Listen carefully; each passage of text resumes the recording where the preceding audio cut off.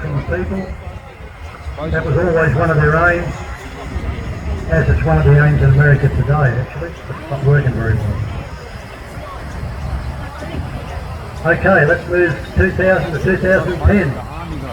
We all know what happened in the early part of 2001. 9/11. A couple of so-called lunatics, if you believe the stories, learned how to fly jet airliners and crash them into buildings. That was another bit of shock therapy. We all were horrified when we saw this, and we all thought, wow, this is the end of the world as we know it. And it certainly was. It certainly changed a lot from then. Soon after, we had the war on terrorism. We went after Islam and the terrorists, ISIS and all the rest of it. Southern True shut down though. And then we, of course, invaded Iraq. And most people know the result of that. Many, many thousands of innocent people dying at the hands of these evil people. Also in this time, if you're interested in doing a bit of research, look up a thing called Pekka Maru. Pekka, as in bird peck, Maru. It's a series of disclosures really on how the corporations took over our country and who the corporations were. So you find that interesting if you have a look at that. 2010 to 2020, we're getting towards our, I think everyone here will be able to recognise these things. We had colour revolutions carrying on with these takeovers of countries, and pretty much the only thing these countries were doing, which was bad, they were refusing to cooperate with the international bankers. Libya is a good case in point. Gaddafi had a high standard of living in his part of the world, treated these people pretty well. He had free education, various other things. I'm not saying he was perfect, but the one thing he did do, he said, we're not borrowing any more money from the International Monetary Fund and the World Bank. We're going to create our own credit. He had good gold reserves.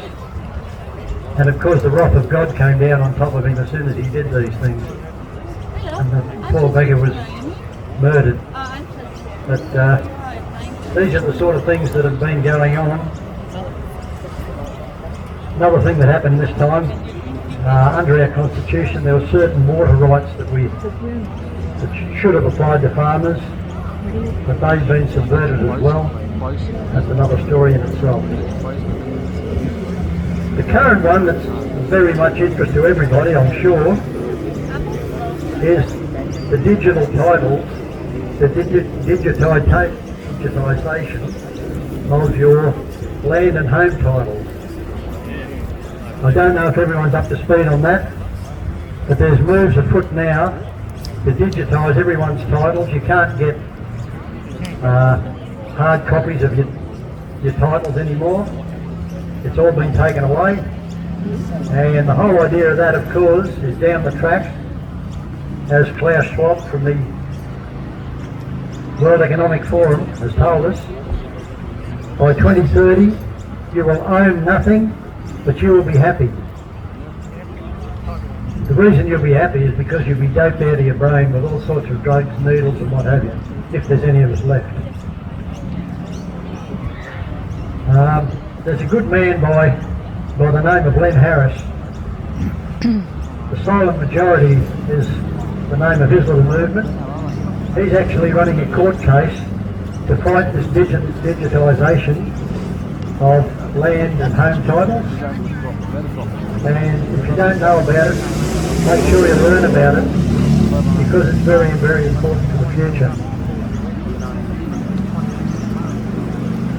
We've also come to our COVID scamdemic.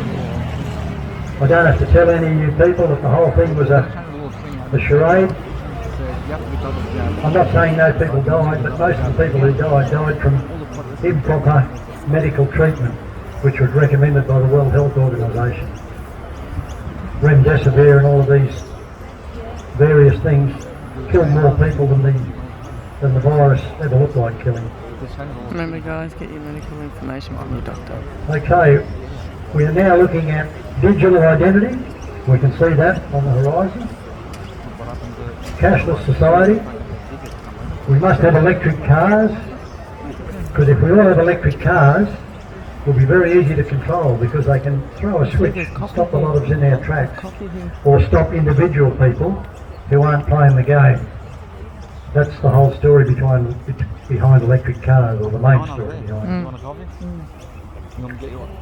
Ladies and gentlemen, we've come to a fork in the road right now worldwide. We know there's lots of people concerned, just like we are, about what's going on in the world. And the world's been growing worldwide to change things, and I'm sure we will.